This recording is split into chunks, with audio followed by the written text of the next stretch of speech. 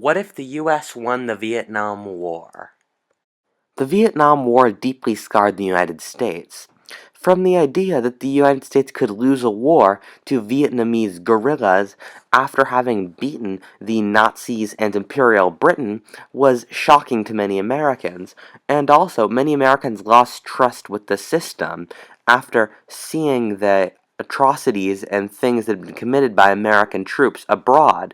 And this changed the way the United States looked at the world and the way it acted. And so an interesting question to ask would be, what if the Vietnam War had gone differently? What if the United States had won? That is the question of this alternate history.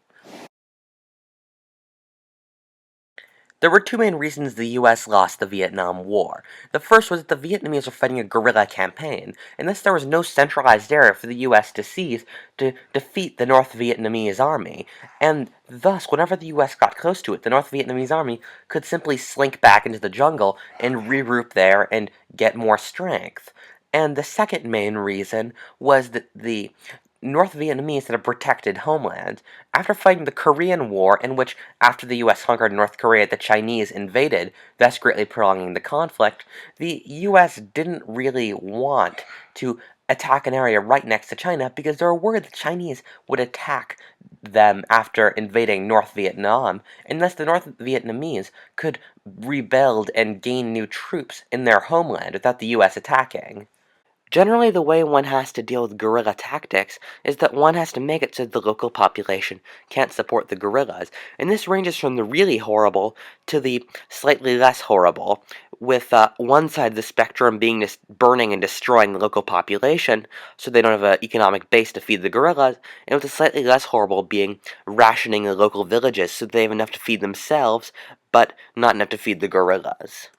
This leaves the U.S. in a conundrum. Since it prides itself on not committing war crimes, it means it knocks out a lot of the possibilities for how to deal with guerrillas, and basically only leaves the British and Malaysia strategy, which is control the amount of food going to the villages so that they can feed themselves, but not the guerrillas. But even then, the U.S. has to deal with the North Vietnamese supplying the Viet Cong with weapons, and this makes victory significantly harder. Thus, if the U.S. were to win the war, it would have to mean that the North Vietnamese would have chosen not to fight a guerrilla campaign, and instead would have chosen to have fought a conventional war. In this style of war, the United States with better firepower and training would easily be able to defeat the North Vietnamese forces and drive them back across the border. The first and most obvious effect of the U.S. winning the Vietnam War would be that North and South Vietnam would remain separate entities. South Vietnam would likely turn out like something in between the Philippines and South Korea, since it has elements of both cultures. And so, it would likely be a second world nation with ties to the United States and a capitalist and democrat system. Two things could have happened to North Vietnam after the war. The first being what happened in our world, where it simply becomes yet another communist nation and survives after the fall of the Soviet Union. And the second possibility is that it could react to the South's growing wealth by turning and becoming more extremist like North Korea. And in this world, North Vietnam would turn out more like North Korea than it did in our timeline. In my experience, anti-war movements only go viral when that side is losing the war. And so, if the U.S. won the Vietnam War quickly, that would mean that there never would have been the time to build up the Vietnam War's massive anti-war movement, and it wouldn't have appealed to the general population since most of the population would think of the Vietnam War as a massive Gulf War style victory. The Vietnam War really changed the hippie movement quite a bit. Before the Vietnam War, the hippies really had very little purpose. They were basically just gatherings of like-minded people. But because of the Vietnam War, the hippies could all muster around not wanting to get drafted, and this drove them into politics. And this changed the whole nature of the later 60s. So in a world where the Vietnam War ended quickly, and with the US's victory, the hippies never would have gotten involved in politics. So in this, we never would have gotten protest music, we never would have gotten the hippie preachiness that so many people have learned to detest, and the later part of the 60s would have had a very different political vibe to them.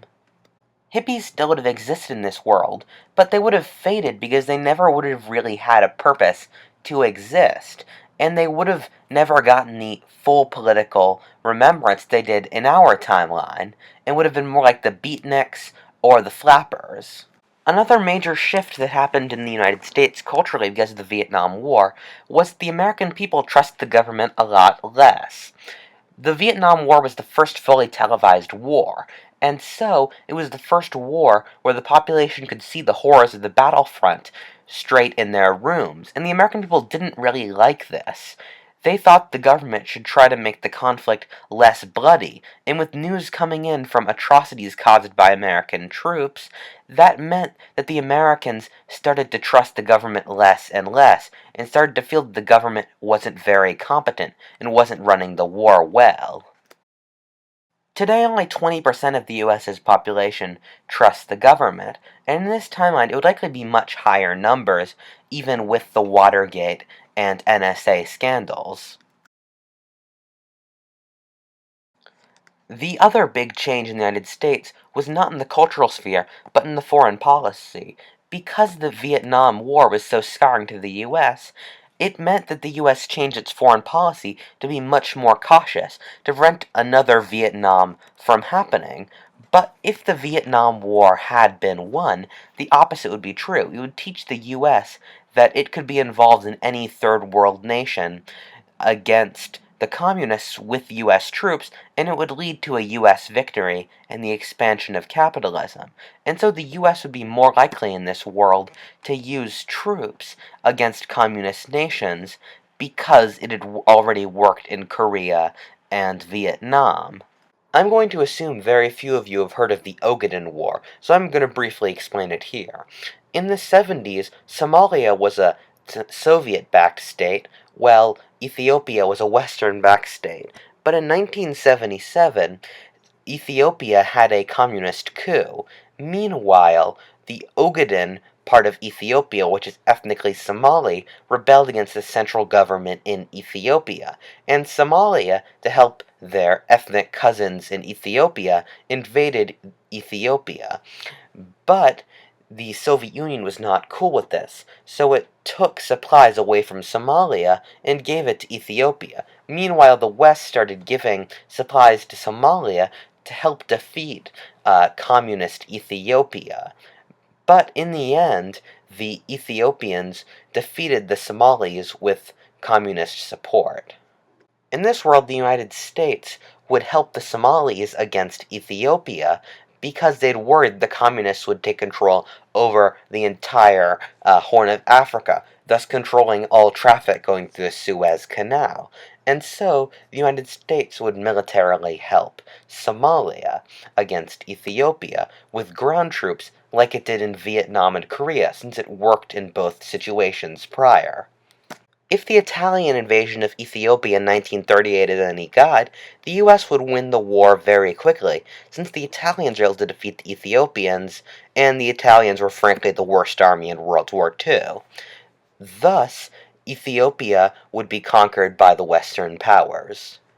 Ethiopia would be a Western-aligned nation after the war, and after being conquered by the Western powers.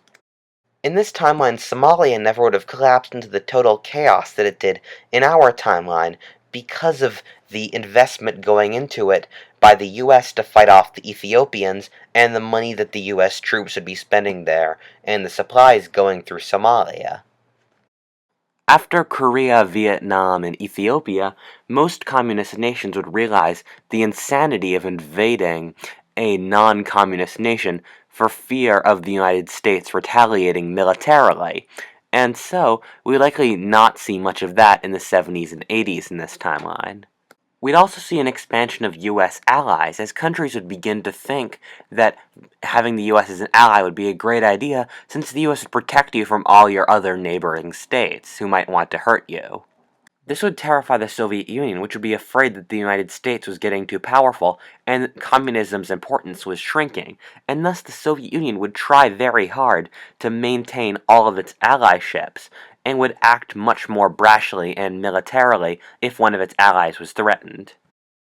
But since most of the Soviet Union's threatened allies or possible allies are in Africa or the Americas, which are inaccessible to the Soviet Union directly because the US Navy controls the oceans, the Soviet Union would invest heavily in Cuba to have the Cubans do these actions instead of them, giving the Cubans money and weapons.